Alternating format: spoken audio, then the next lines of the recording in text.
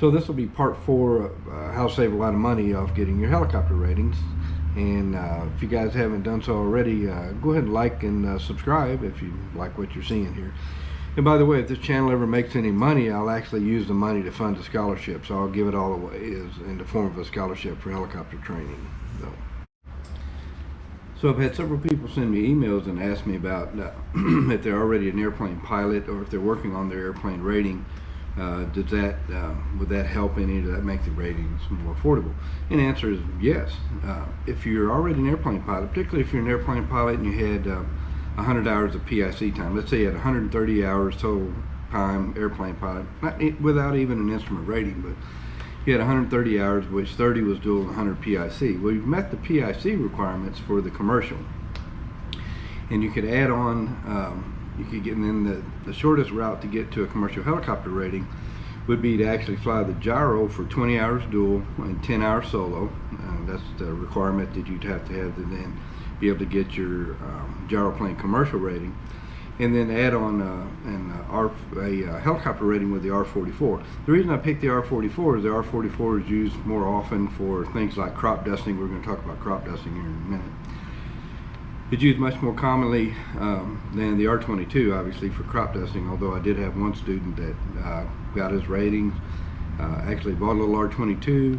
Apollo makes a spray kit for it. He put the spray kit on. He was a farmer, sprayed his own crops instead of hiring somebody else to do it, and that's how he got into crop dusting. So got enough hours, started out without insurance, spraying his own stuff, and that's how he accrued enough hours to go into get into crop dusting. But anyway, the example I'm going to use here is an R44, because if you say you're going to go to work for a crop duster, and I'll talk more about that specifically here in just a minute, the R44 is going to be the way to go. So 20 hours of dual in the R44 gets you through to where you can PIC the R44. It takes about 2 hours to do your check ride, and during your check ride, you have to be PIC during the check ride. So I've put up a little thing here. I've also got, your check ride fees are going to be about $1,000. Books, you're only talking about $40. Commercial review book and helicopter flying handbook, and that's about it. And in the R44, it would come up to about $15,590 here actually. And in addition to that, if you were to add 10 hours of R22 time, and you could do that before you ever did your check rides, you'd have another 10 hours of helicopter time under your belt.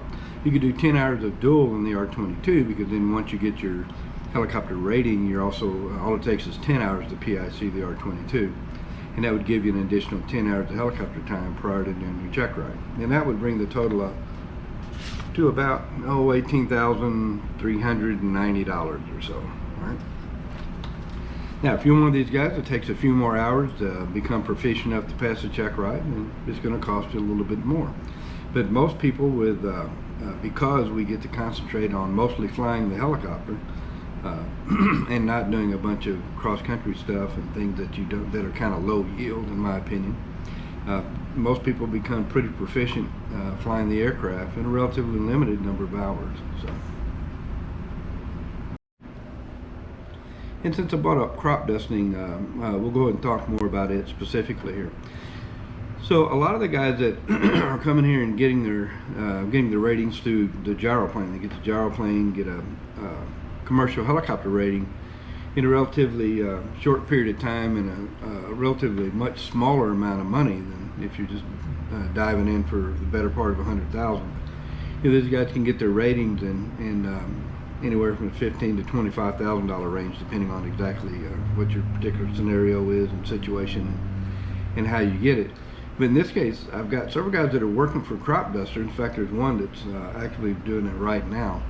And the idea is you get your gyroplane rating, add on your commercial helicopter rating, and then as you're working for the crop duster, when the aircraft is being moved, not doing the specific crop dusting, because you wouldn't be covered on insurance for that, but you could be covered to move the aircraft, and they could be allowed to move the aircraft from one job site to the other and accrue hours that way, which is incidental to the job and cost them absolutely nothing. So I know several guys, and I'll leave them nameless, but several guys that did that and are working in the crop dusting industry now, are working in helicopters crop dusting now. So Another thing, when you go to start actually doing crop dusting, where you're actually applying chemical, most of the insurance companies want you to have, let's say you have no experience at all with crop dusting, you've got a commercial helicopter license. What they'll generally do is require you to spray water for 50 hours and document that you've done application of just plain water on the crops for a total of 50 hours before they'll insure you.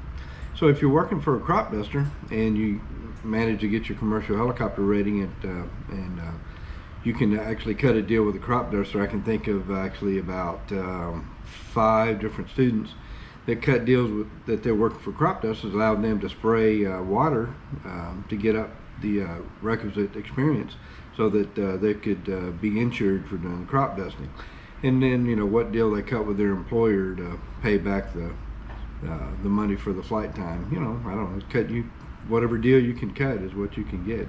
So again, that's something else to consider. So if you're getting into this and you really want to do crop dusting, one of the best ways to get into crop dusting is go to work for a crop duster. Go to work for a crop duster.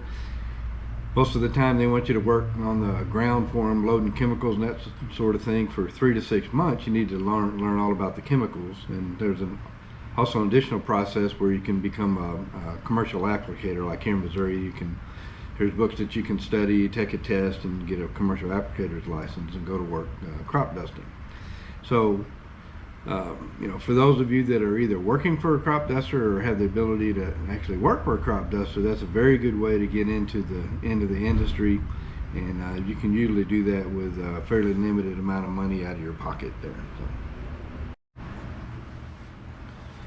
Okay, so once you've got your ratings, then again, the downside of doing it this way is you're going to have much fewer helicopter hours. So, all right, so how do we get additional helicopter hours now, relatively affordably? Well, about the easiest way to do it is become a flight instructor. All right, so now, ironically, if you do all your flight training at a flight school that has Robinson helicopters, there's a thing called SFAR 73. If you're going to be a helicopter flight instructor in a Robinson helicopter, you have to have at least 200 hours total time helicopter and 50 hours in type. In other words, 50 hours in the R-22 or 50 hours in the R-44. Although you're allowed to credit 25 hours in the 22 towards your 50 required in the R-44. So there's a couple little twists there. But ultimately you need 200 hours of helicopter time to become a CFI in a Robinson helicopter. And ironically, even though if you did it, say you did it here or another flight school where you trained all in Robinson helicopters, you could be a CFI if you went through and got your commercial in your CFI. You can be a flight instructor in any other helicopter with the exception of a Robinson with less than 200 hours on it. So again, when I'm mentioning Robinson helicopters, I'm specifically talking about the R-22 and the R-44.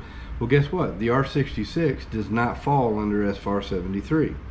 So even more ironically, you could be a flight instructor in an R-66 or an Instrom or a Schweitzer or any other helicopter. And the only requirement is that you get 5 hours of PIC time in that make and model. So if you wanted to be a CFI in a like say a Schweitzer, all it takes is 5 hours PIC time in a Schweitzer, or 5 hours PIC time in an Instrom, or 5 hours PIC time in an R-66. In fact, I know one gentleman that's he's a airplane crop duster. He's finishing up his helicopter rating with me. He actually owns a couple of R-66s. His son flies one, and I kind of thought one possibility would be for his son has commercial rating, obviously, and flies the 66.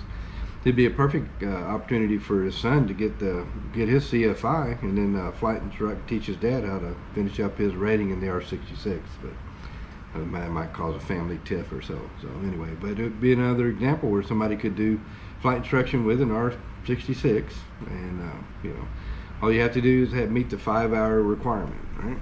So all right, so let's look now more specifically how you can get some additional hours to try to get push your total up to 200.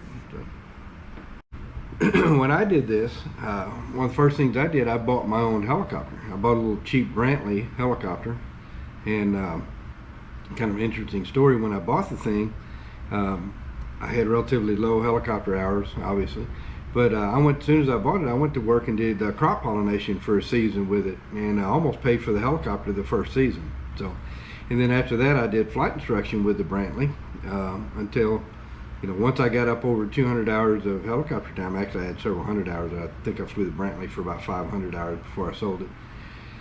Then I switched off to Robinsons and been instructing in Robinsons ever since. But one of the most common ways of doing it is to function as a safety pilot. And for those of you that are not quite sure what a safety pilot is, when another pilot is working on their instrument rating, you can fly with them and you function as the safety pilot. They're under the hood, you're looking out the window flying with them, flying the aircraft, looking for other traffic, making sure that they remain safe. Thus the name safety pilot. And you're allowed to log as PIC time all the time that the other pilot's under the hood. So it's a great way to get essentially free flight time. I know a couple people that, one of the ways you can do it is actually put up a sign at your local helicopter flight school. It says, "Hey, I'll be your safety pilot for $100 an hour," and you can kick in $100 towards the guy's, towards his fees for the training, and you're getting your R-44 helicopter time for $100 an hour. A lot of times what students will do, if there's two of them that are working on their instrument rating at the same time, they'll just buddy up and be each other's safety pilot. So again, you're flying for half price. So you can accrue a fair amount of flight time for quite a discount doing safety pilot time as well. So we'll continue on with part 5 here.